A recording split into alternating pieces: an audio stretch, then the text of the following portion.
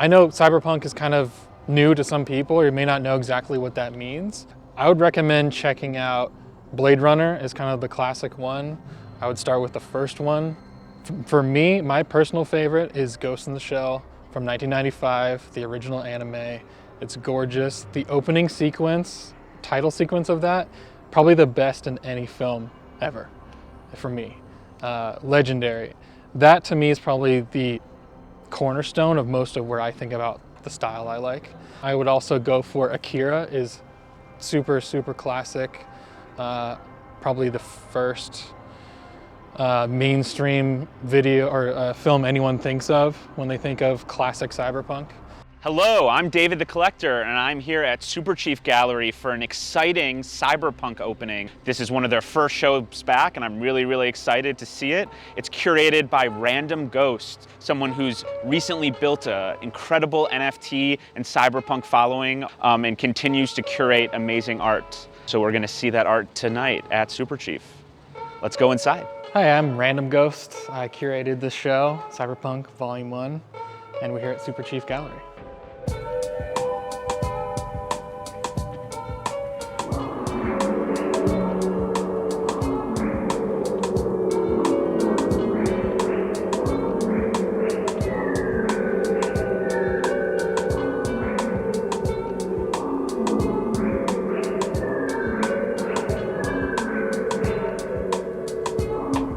That red one is the one that's going for over $2 million.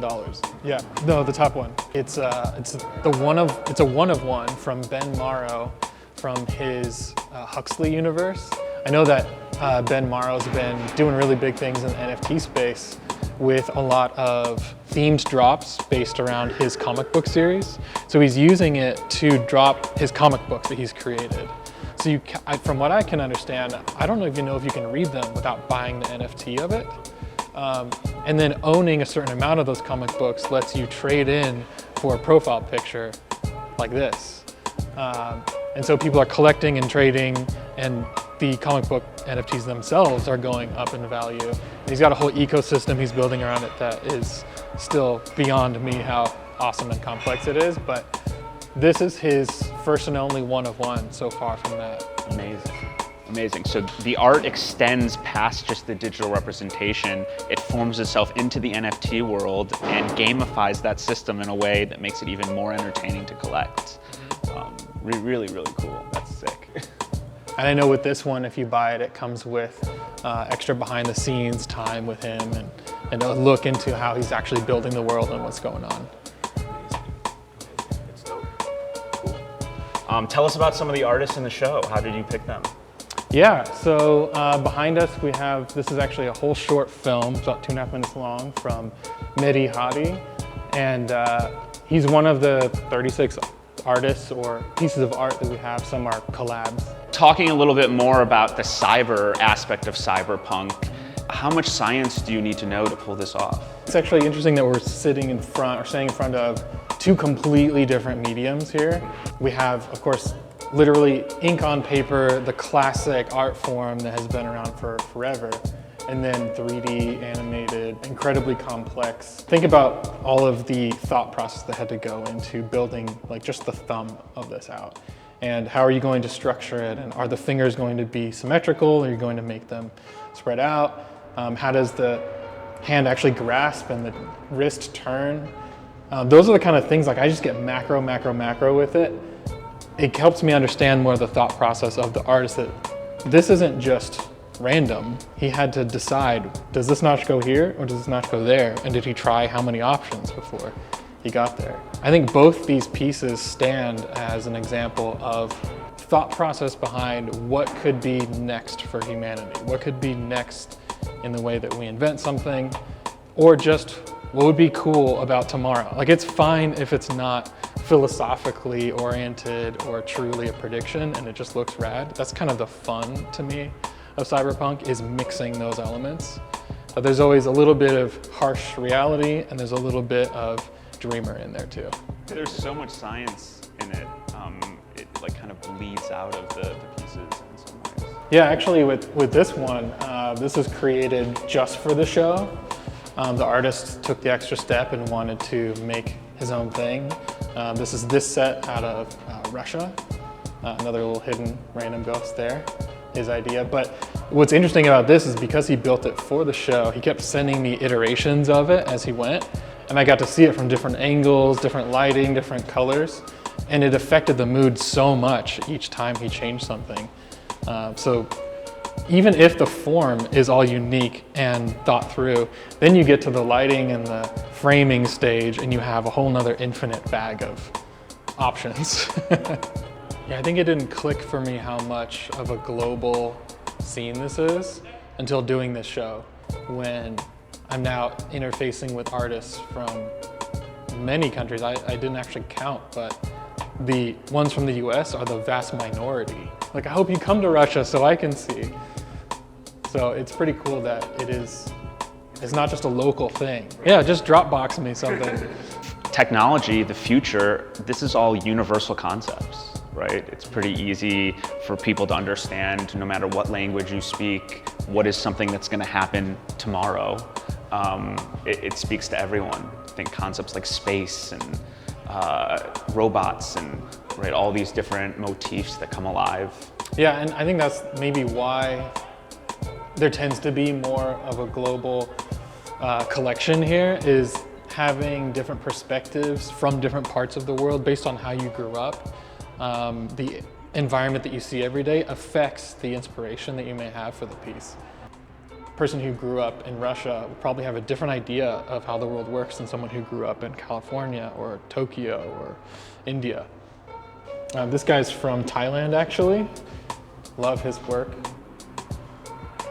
This is kind of pot. Tell us the story about how some of the artists sort of got their start. I mean, we have a wide variety of artists, from anyone who's made it really big to artists that are small in their scale of who follows them, that I really believe in and want to be part of it. So here we've got, this is Machine Cult. I think he's probably going to get a lot of cool attention from this because, I mean, how can you not love that? It's sick. And he's pairing with the artist Belaine here, who did the music that you can't hear right now, but in the full NFT, they collaborated on that together. And this is an artist that doesn't have an insane following, but to me, they're of the caliber of the ones who do. So I'm just loving that we can bring those together. This is from Anthony Effectari, who is a concept artist in the games industry. Not normally a person you'd expect to see displayed in a gallery traditionally, I don't think. But those are the people that I love. Like, those are my people. I don't do concept art, but I respect the hell out of it. So I love seeing that this being an awesome personal work that he's done, that he's capturing this Los Angeles setting and throwing it in this interesting near future sci-fi world. This piece here is by Davey Perkins, a German artist who has been making big waves lately. Does this awesome illustration style. And I loved this piece. I contacted him about it. And he surprised me by actually redrawing the piece that I loved from 2 years ago overnight. So in a day, he turned this around and did an animated, completely new redraw of the piece that I had loved from before. We've got a little hidden ghost up there. Oh, cool. So there's actually several, I think there's 6 or 7 pieces that have little hidden random ghosts. Amazing. What initially got you interested in NFTs? A friend told me about them, and I had seen Beeple do something before the big Christie's auction.